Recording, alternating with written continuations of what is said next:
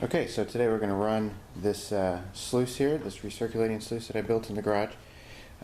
Basically it's a 30-inch sluice. It's going to run off a battery charger.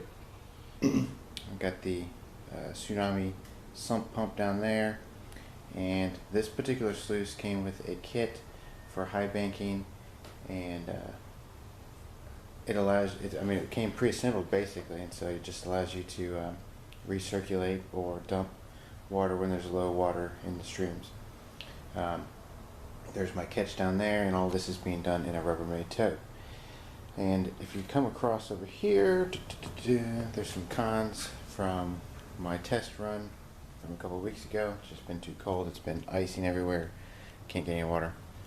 But anyway, this here is some dirt that I purchased. I've got to show you. You see those larger rocks? They're still covered in dirt. I don't know if you can see that. Let's see here. Still covered in dirt. I think that was like 50 cents a pound, a quarter a pound or something. Basically, I got that just to see what it is. As a matter of fact, there's a lot of pretty cool quartz and stuff in there. There's some gemstones and whatnot that I pulled out of there. Some really large garnets, some fascinating stones were in there. You come across over here, and this is the unclassified material. It's got the larger stones in there. We're talking, oh, what is that? Pretty much, I mean, this is dry. It normally comes a little bit more damp than this, so I'll have to wet this down, but as you can see, I mean, this stuff just flakes right off. It's like powdered dirt. I can't recall how much this was, but this is the Alaskan raw. I got this from treasurepost.net. I think now if you go to treasurepost.net, it redirects you to treasurepost.com, but it's treasure-post.com. So I would definitely check that out. This stuff here was really probably about $4 a pound for the unclassified, and this here is the classified material. And I think this was roughly $7 a pound. I don't have the invoice in front of me, but this dirt is fantastic. There may be a couple other videos that I put up from some stuff that I ran before, and really this is it's unclassified, it's unrun material. And how do you know it's unrun material? Because it's not concentrates. If you buy concentrates, you're buying material that has been run through a sluice. People don't seem to understand that. When you buy concentrates, do you think you're going to find nuggets and pickers? Probably not. Probably not, because concentrates like this are run through things like this. And when they're run through sluices like this, the heavy golds, the bigger, larger golds are found very easily through here. Your concentrates that you buy as pay dirt are what come out of the mats. The mats are down there. It's the really fine stuff.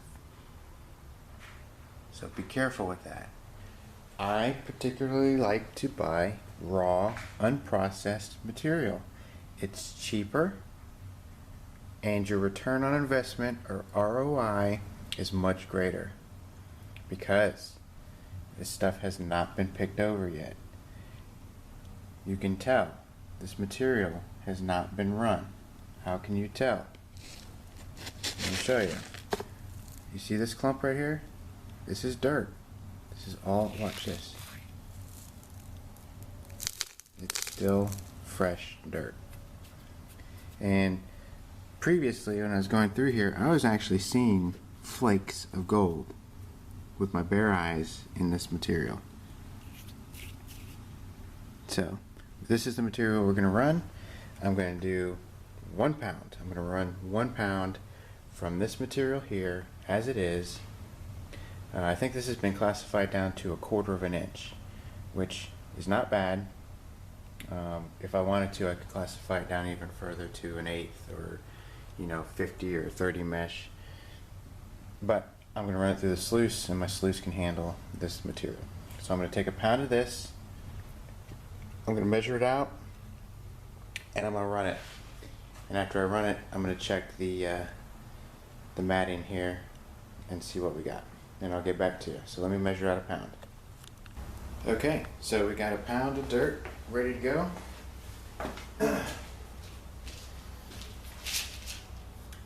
1 pound of dirt.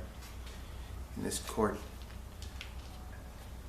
that's what a pound of dirt looks like. If you can see that. In this quart mixing cup, it goes up about 1/3 of the way. Okay, that's all 1/4 inch material. So we're going to run this and see what we can get out of 1 pound. And basically, I'm not going to clean out the sluice after I do this. I'm just going to run it and see what we have in the grizzlies, if anything.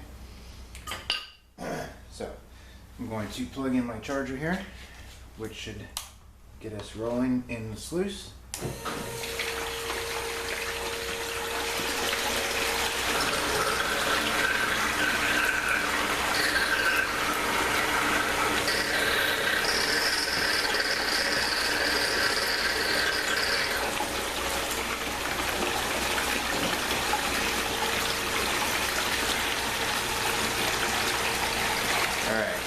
So you can see the bubbles starting to form. That's because, one, the water's actually pretty dirty, and two, because the jet dry that's in there has been basically concentrated because there has been some evaporation of the water in the tank. I'm not going to add water in it today for this test, only because it's cold as hell outside and it's raining, so I don't want to go out and get the water hose and do this properly. But I can tell you that we got enough flow here. The water consistency is not as dirty to create any kind of floating or obscure fallout of the gold. So what we get, we should still be able to find stuff in here if there's anything to be found. So what I'm going to do is I'm actually going to get this dry stuff wet.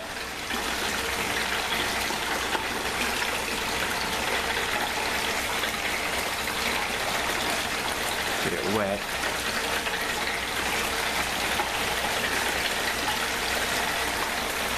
And the reason I do this is because it won't float on the surface. Even though I have jet dry, I still like to get it nice and damp.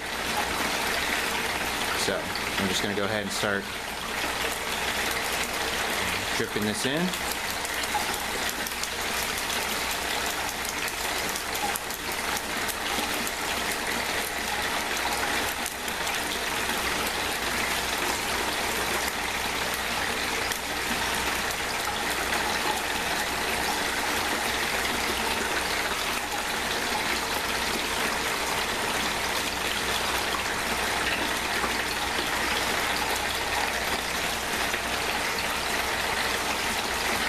See how nice and compact that gets? There's looks like a little clay in there and everything.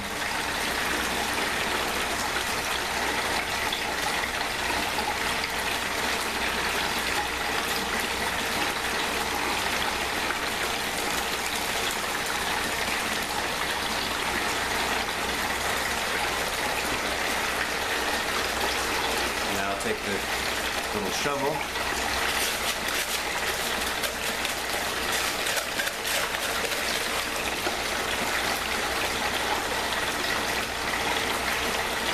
Looks like I'm already seeing gold flakes in some of this material. So just a little bit at a time.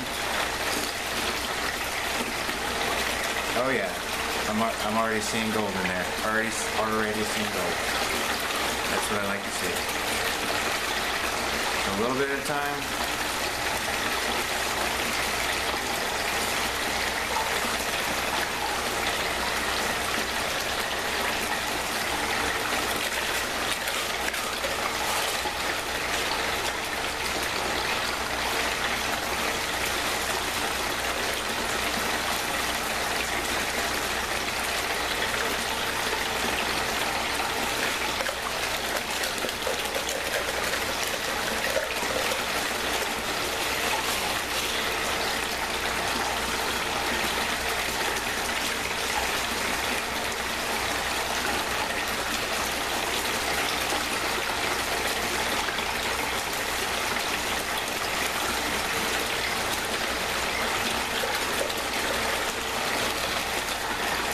almost done.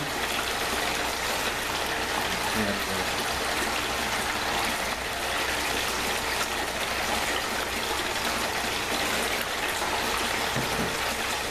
so that's all we have left here. I'm going to go ahead and get some water in it.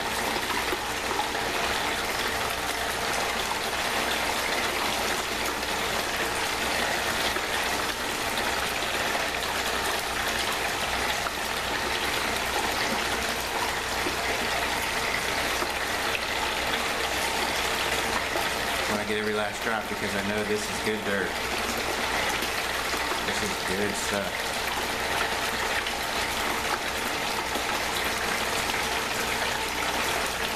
Now, as you can see, if you go to my channel, you can see I've done some tests with Felix and Gold Hog and some other PAYDIRTs, stuff on eBay and everything else.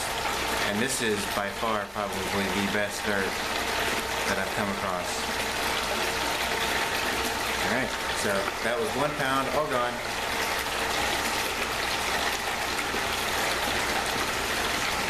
Let that run, and I'll shut it off after a couple minutes.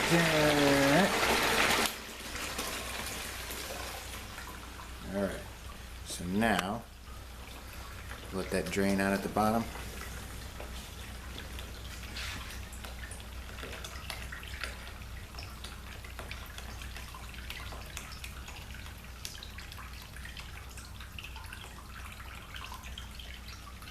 Oh yeah.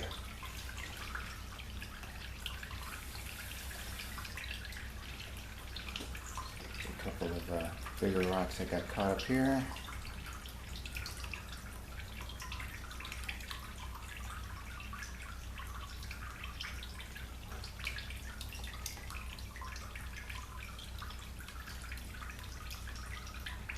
Alright, I'm going to go ahead and let this settle for a bit, and then I'll come back and get you and show you what we got in there. But as a quick peek, I don't know if you can see it. Zoom in, just so you don't think I'm fooling you. There's gold here. There's a big flake right there, right up in there, and a few pieces right in here. And I haven't even gone through any of this stuff yet. This stuff in the carpeting and in the bars, I haven't even touched that yet. But just so you know, there is gold in here already, and I will get back to you in just a minute when all this is cleared out.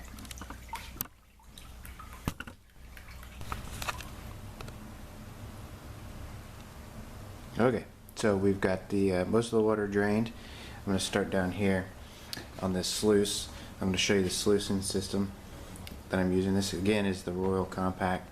I'm not getting paid by Royal by any means advertising this. It just happens to be the most suitable for me because this little 30-inch compact sluice, it's 30 inches, and I mean the flare and everything fits right in here, perfect for backpacking and everything else. And I haven't taken it out in the field yet because, well, I live in an area where there is no gold. So I am actually considering taking this with me when I go up to the Northeast next month in April. But if you look at this, I don't know if you can see any of that, but underneath these there's carpet, and that carpet is you know, just your basic carpeting. I haven't done any modifications to put any matting or anything under there. At this point I don't see a need to. I might eventually. Depends on what my cleanouts look like. Now, you can tell that I'm a little heavy on one side, which means I'm not fully level. And that could be because of the amount of sediment that's in my reservoir down there. But you see, look at all these heavies in here. I don't know if you can see that. I don't have a good enough light on this side because of the shadowing. But I do hope, let me come across this side. I do hope if I get close enough you can see this. Here, let's try that. Look at it. See how one-sided that is? That's because I'm leaning to one side. So most of my water flow is going down to this one side here. And not much is being traveled on the inner edge. But check this out. There's one flake right there. One flake right there. Look at this one over here. Look at that big piece. One flake right there. Another flake there. And 3 right there. And that's just within the first, 4 inches right here of this mat. And that does not include anything that's in this moss down here. Okay, and let me remind you that this was 1 pound, 1 single pound of that Alaskan raw, unprocessed material. Let me show you what I got again.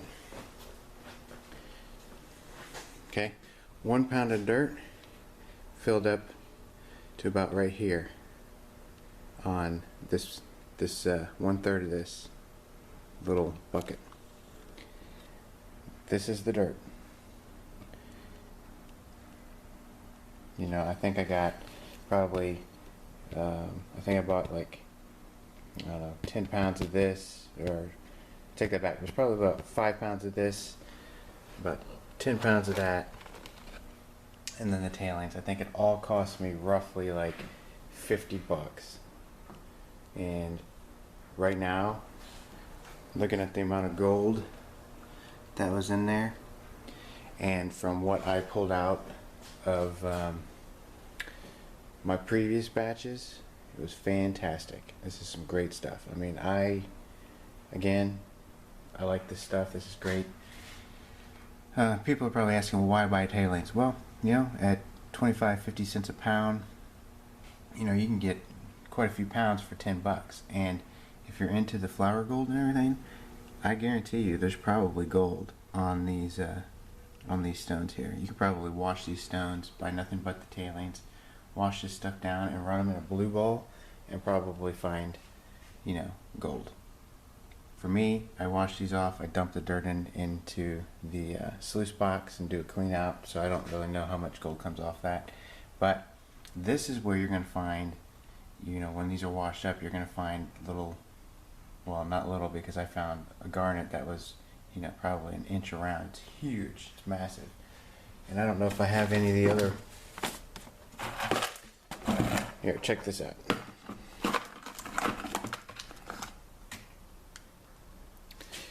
You're going to find pieces like this. And this is actually quartz and iron. Okay? Quartz and iron. Now, if I'm not mistaken, that's a good sign. That means that there's actually, gold. That's definitely from a gold source. Now, when you see something like that, you're probably going to find quartz with gold in it. And if there's quartz with gold in it, you're going to find it in the tailings. It's not going to be in this stuff. Check that out. Look at that garnet. That is just a nice garnet. There's like Alaskan jade in there. See how green that is? It's fantastic. Nice looking stuff. It almost looks like a peridot. There's quite a few quartz, some of this, and check out this piece. I don't even know what this is. Let me see if I can get this one to the light. You see that? Some people are like, oh, well, that's quartz. Well, it looks like quartz on here. It looks gray, but that's actually a light purple. That's like a lavender color, and it's almost transparent.